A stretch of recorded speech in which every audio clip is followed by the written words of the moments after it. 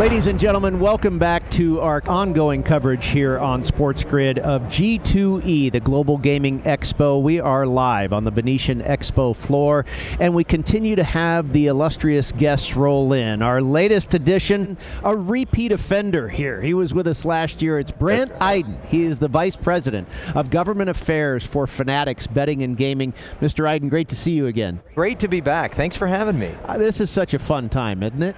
Man, I love G2E. I mean, it's not only about the new technology and the industry, but it's also about the colleagues that I get to see once a year. Well, you are back, of course, at G2E, and it's great to have you back. Tell us about maybe what some of the latest is with Fanatics and your day-to-day routine, of course, for the viewers, the audience. Again, government affairs, regulation, that type of thing. What is some of the latest involved with your job?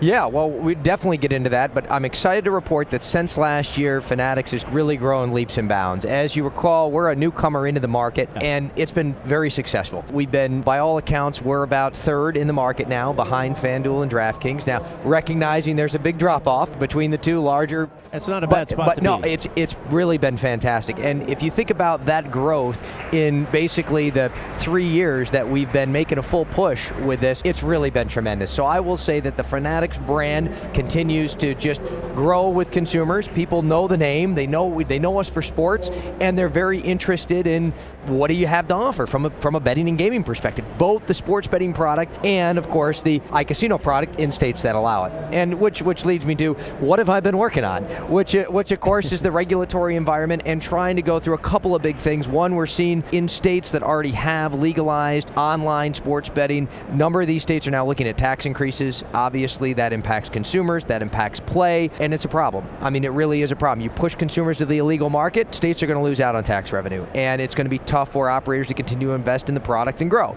So we're working on that, and then of course we continue our growth with trying to get new states to come on board with online sports betting and online casino as well. I mean, that really is where the growth for the industry is and where the growth for states is going to be in tax revenue, and so more states need to embrace like what Michigan has done, New Jersey, Pennsylvania, and bringing in billions of dollars with a B from these online casino products. What are maybe some of the new states that you're hearing rumblings about that could possibly be coming on board in the next 5 years? You know, you've got California, that's Texas, those are the big two words that we always bring up. Are we even close with those two?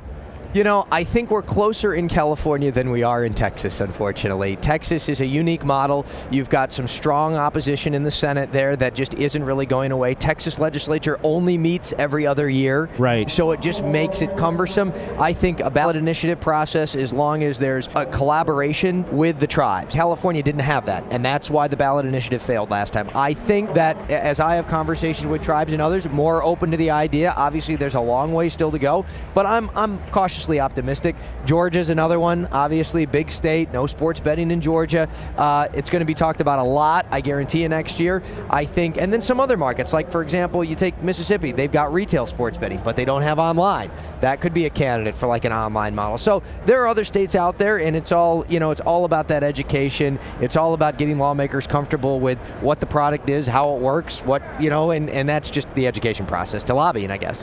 It seems to me similar to the conversation we're having about the government wants to tax and the operators and this and that. In California, maybe it's true in Florida with the Indian piece. You know, it's like, hey guys, we can all make this work for everybody. Yeah, well, I did a panel yesterday on the Michigan model in particular. You've got 12 tribes in Michigan. You've got 3 commercial operators in Michigan, so 3 commercial casinos. You've got the tribes. They've got the opportunity to partner and do a partnership with a commercial operator, or they can run the platform themselves.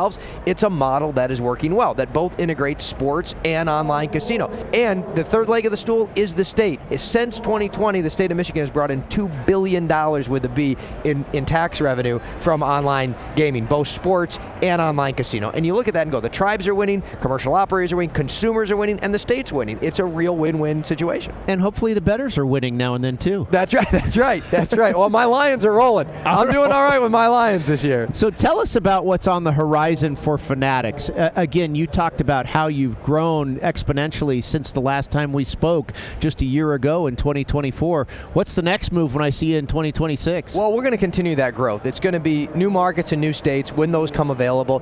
But look, we've got a great product. I encourage folks to if you're in a state that offers it, please download the app, check it out. I mean, people are enjoying it. The technology's great, the product's good. We're going to continue to innovate in the product. We're going to continue to move into new markets, and I think you're just going to see nothing but great growth from Fanatics going forward. So I look forward to seeing you here next year and talking about the next growth for Fanatics. He's Brandt Iden. He's the Vice President of Government Affairs for Fanatics Gaming and Betting. Brandt, thank you so much for joining us Thanks once for again. having me.